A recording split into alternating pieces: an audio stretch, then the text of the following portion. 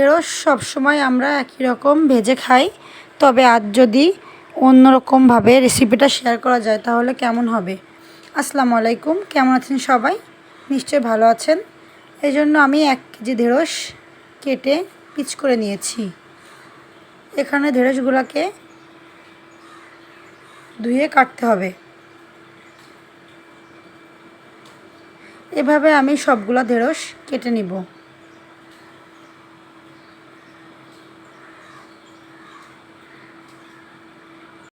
এখন একটা কড়াইয়ে তেল দিয়ে পেঁয়াজ মরিচ হালকা করে ভেজে নিব। পেঁয়াজ মরিচ হালকা একটু ভাজা হয়ে গেলে দিয়ে দিব চিংড়ি মাছ। এখানে বড় চিংড়িটা আমি ছোট করে কেটে দিয়েছি।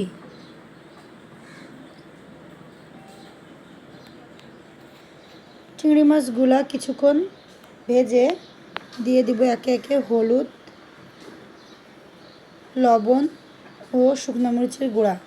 এগুলো আপনারা আপনাদের স্বাদ অনুযায়ী দিবেন।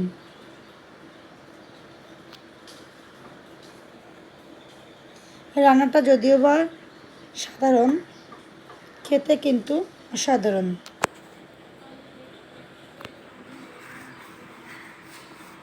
এখন ঢেঁড়সগুলোকে দিয়ে কিছুক্ষণ কষিয়ে নিব। যেহেতু এটা অল্প সময়ে সিদ্ধ হয়ে যাবে, এ কারণে এখানে আমি বেশিক্ষণ কষাবো না। এখন দিয়ে দিচ্ছি 1 চামচ জিরা ও 1 চামচ রসুন।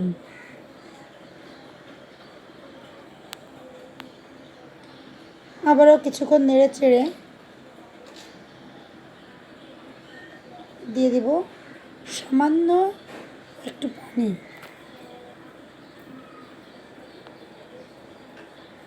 এখন কিছুক্ষণ ঢেকে দিব।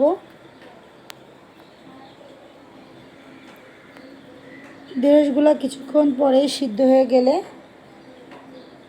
নামিয়ে নিব। তো আমার রেসিপি হয়ে গিয়েছে। দেখুন কতটা সুন্দর হয়েছে। আমার রেসিপি যদি আপনাদের কাছে ভালো লেগে থাকে তাহলে অবশ্যই আমার পাশে থাকবেন।